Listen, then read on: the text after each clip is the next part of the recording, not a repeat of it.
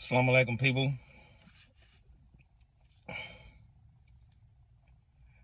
Still getting my hands straightened better, but it's better now. But I'm finna go work out right now, inshallah, God willing. Before I go work out,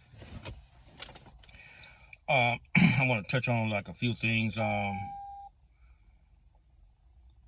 Dudes, like Monster Cody, bro. I hear a lot of stories about Monster Cody, and I sit back and I analyze the stories, and you know, um, I only can speak on things that I have knowledge about. Me and his interactions. I don't know his interaction with nobody else, but this is how I met Monster Cody. Now, this is how I heard of him. Let me start there. I become a member of that section over there, the Road to 60s. And everybody used to talk about the enemies. And Monster Cody name used to ring. Diamond name used to ring. Big Crazy D name used to ring. Slowpoke. Um, Slowpoke name used to ring. It's a lot of individual names used to be ringing over there, bro. I'm not going to give no roll call, but the joints over there and the gangsters, they know who they are, and their name used to be ringing. And I never had a chance to meet none of them dudes, because I just knew of them. But it's a situation that happened. Monster Cody came home from YA. It was me, F-Bone, T-Bone, and some other few individuals on the block on 10th Avenue. So me and F-Bone, we in the middle of the block. And T-Bone and the rest of the brothers, they at the almost by 63rd, at the last apartment over there. So Monster pulls up and he gets out the window. I'm thinking, the sunroof. It was a sunroof. And he, you know how you get on the sunroof and you have your hands right there on the sunroof. You be like that on the sunroof. So he said, "Hey T-Bone, what's up, homie? What's up, cook?" T-Bone them seen Monster now, and they all ran. Because we don't know, Monster got a gun or nothing like that. But me and F-Bone, we just, we young. We sitting there, we don't know who he is. So he looking at me and F-Bone, and me and F-Bone, we like, who the hell is that? And then Monster got to be like, I'm Monster Cody. And me and F-Bone looked at each other and we pulled our pistols out immediately. And and Bone just started banging on him. If y'all know F-Bone, man, if you guys don't know who F-Bone is, F-Bone just started banging on that dude, like going crazy on him. And Monster chucked up the 3 and pushed off. And they got mad at me and F-Bone because we didn't run. But they got to keep in mind that we don't know who he is.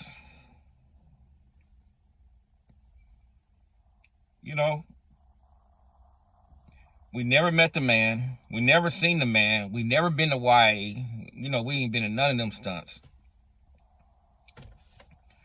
So Lil Fee come home. Lil Fee come home, man. Lil Fee come home, bro. Lil Fee can't stand Monster, bro. He can't stand this dude for nothing in the world, man. And they used to have these street races. We was out there in the streets. We didn't have no phones and no computers, no laptops, no PlayStations, none of that type of stuff, brother. We was always in the streets, man. If we wanted to go have fun, we was always in the streets. So they had street races. So it's some homies.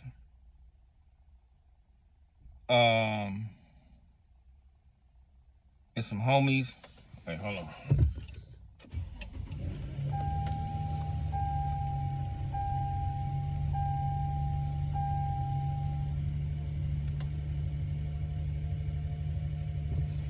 All right.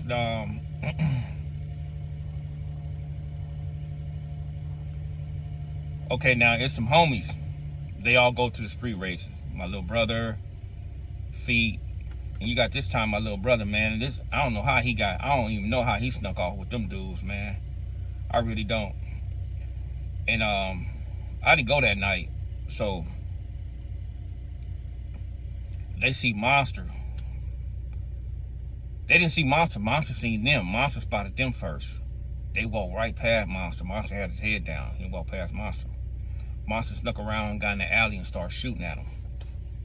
And they started shooting back at him. Little bro gets shot in the ass. Right? Little bro gets shot in the ass. Come back, go to the hospital, go to Daniel Freeman, whatever it may be. I get word of it. And I ain't gonna say the name, but me and a certain particular individual, we combed the block looking for Monster, bro, for like a week. We was trying to catch him. We couldn't catch him for nothing in the world. So I go to jail right after that. I go to jail right after that. I catch a drug case and I go to jail right after that. I'm in 4800. I'm on Ava Road. When I first get to 4800, I'm walking down the tier, and the first person I meet in 4800 was Slowpoke. I didn't know he was Slowpoke at that particular time. I just knew of him. So he asked me who I was from, and I told him, man, this is rolling 60s. And he said, this is 8-Trade Gangster. So, you know, we had words back and forth. And he hollered up there to Mumbles and told Mumbles, hey, you need to talk to your homeboy. You know, everything I say is factual, bro. And the brothers was there. They was there, and they know these stories. So Slowpoke hollered at Mumbles. Mumbles hollered at me, tell me to chill out and stuff like that. So, you know, at the time, I don't know the rules. It's my first time in the county. I don't know the rules. I don't know what's going on up in there. So I went down in the 819. Me, Green Eyes from East Coast, Nip from 113 block, and a couple more other dudes. We was all in the same cell. So like a few days later, Monster came in. They put Monster right on the road I was at, bro. So Monster came down there. He got word that I was there because he was in there for shooting bro in the ass. So he got word that I was there. So he came down to the cell. He was like, hey, who's Eddieboy? And I was like, me. He was like, hey, bro, man, I'm in here for your brother and shit like that. So I said, okay, bro, well, you know, just go to court. You ain't got nothing to worry about that shit. Just go to court. So we was up in there, man, and you know when you in jail behind one of your ops or something like that, man, you feeling some type of way. And you got to understand, man, the reputation that Monster had, he had to uphold a certain type of persona. You know what I'm saying? So he had to, you know, he had this way about himself, you know, that he had to be the ultimate gangster. And you know, and you can't take nothing from him, man. You know, I don't know what happened to him after I left him, but I just know who he was when I knew him. You know, he wasn't a punk, he wasn't a buster, he was with the business. All them dudes with the business, man. Slowpoke, all Chicos, the Diamonds, all them dudes was up in there with him, bro. Them dudes always with the business, bro. So you, and when you op, you gotta recognize, you gotta give just due when it's due, bro. And them dudes was with the business. Lil Spike, all them dudes, bro, was up in there. So I go to the day room. You know, they feed you in the day room. Everything is in the day room. You got a gray jumpsuit on. You go eat in the day room. You go get day room time and all that stuff. So I go in the day room, bro. And you know, the food is already up in there. So when you have homies, the first rows, like the 1, 2, 3, and 4, they be the first one to grab the food. So if you got homies, you know how many homies you have. So they'll grab all they homies' trays, so their homies get fed. And then everybody else come up in there, and it be like, dudes don't be having no tray. You know, if you ain't gonna have no tray, you're not gonna have no tray, 'cause it means somebody got your tray. So the boy Chico had my tray. The dark-skinned one, not the light-skinned one, the dark-skinned one had my tray, bro. Man, I had to throw a synthetic filter raid on that boat. See, you gotta understand, man, that if you show any type of fear, any type of busterism, they're gonna take advantage of you. So I had to immediately throw a synthetic fit of rage on that dude and let him know, man, because he was like, this ain't tray. I was like, man, I don't give a fuck where you from, bro. Give me my fucking tray. You know? And then Monster seen that, and Monster told him to give me my tray, bro. So they gave me my tray. Okay. Go back to the cell. Later that night, bro, we have day room. I have a strap. Nip have a strap. Green Eyes is strapped. All of us in the cell is strapped. We all have knives, bro. But I'm in the cell with Nip and them, and then we go to the day room. And then when we go to the day room, bro, I'm always got my back against the walls because I'm the only one in there. I'm the only 60 in there. I'm the only one in there from the section. But, you know, I'm by Nip. Nip, big old light-skinned, big dude. Solid individual, bro. And you know, I just found out he passed away, man. May Allah be pleased with that brother, man, because that brother was straight my friend up in that joint, man. He was the only one on that particular road, brother, was riding with me, stand down with me. It was me and Nip against the wall. Them dudes pushed up on me, bro. And I like, man, here we go with this bullshit. They pushed up on me, man, and rightfully so, bro. See, this is what you call a ball and strike a strike. Bro, if they wanted to, they could have destroyed me up in that day room, bro. Them dudes had knives, I had knives, and all that type of stuff. Them dudes had knives, bro. That dude, Monster, was doing all the talking. And he was, you know, he was banging and all that shit. Nigga talking about this 8-tray gangster, nigga, and all that shit. And he was just banging on me, right? And, you know, and I'm like, nigga, 6-0. So, what? But it was like to the point where he didn't push the envelope. For I don't know what particular reason why he didn't do that, but he never did. He never pushed the envelope. And a lot of individuals, man, I tell dudes, man, and I be hearing stories, be like, oh, man, Monster mark you out. Monster didn't, no, bro. Monster didn't do shit to me. Monster didn't mark me out, bro. Them dudes didn't do nothing to me up in there, bro. Respect comes when respect is due, bro. Just like I respected them, they respected me because I didn't fold, you know. And back then, we had different rules.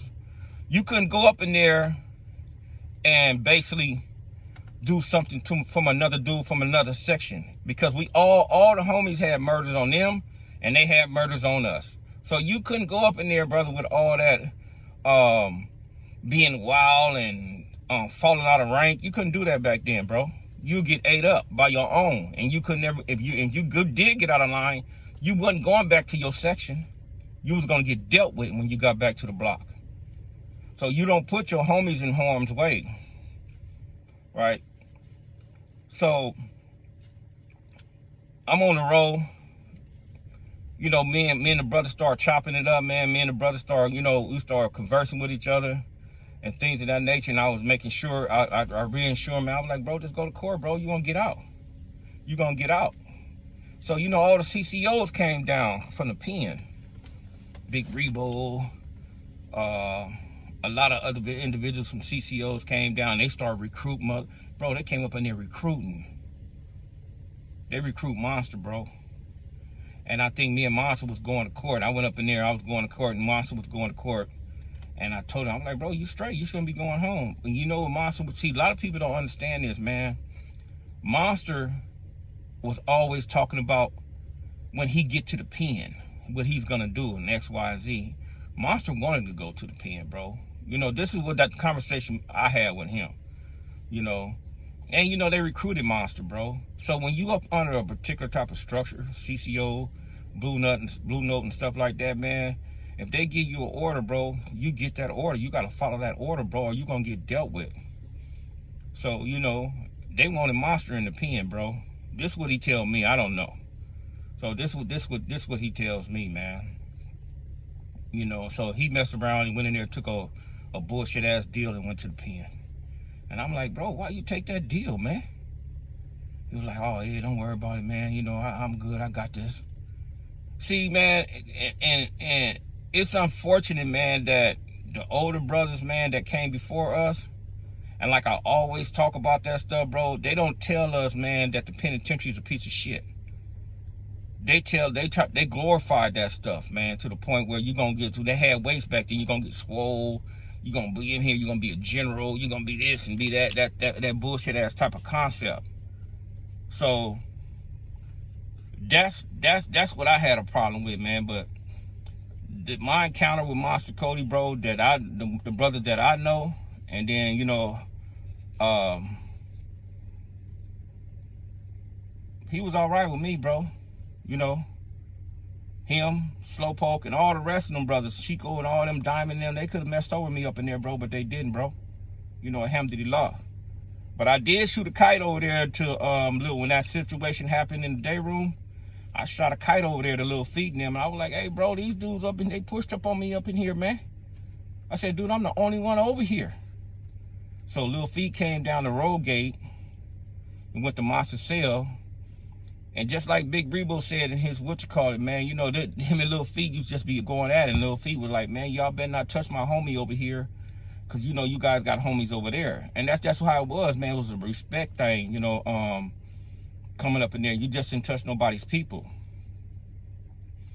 But, man, you know, dudes read Monster Cody book, and dudes be like, oh, man, they say that Monster Cody marked you out there. I said, Monster Cody didn't say that, bro. You can't read.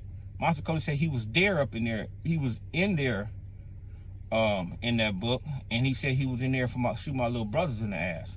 So it'd be a lot of narratives, it'd be a lot of things that going on. They said that the gangsters rolled me up out the module for the alhamdulillah. I ain't never been rolled up out of nowhere. I don't give a shit what nobody say, bro.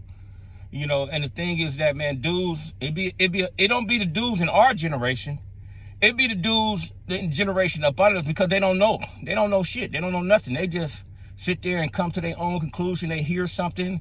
If somebody mad at you or something like that, they'll start to try to discredit you or try to just lie on you. They just make up lies and all that type of shit, man. That's what dudes do.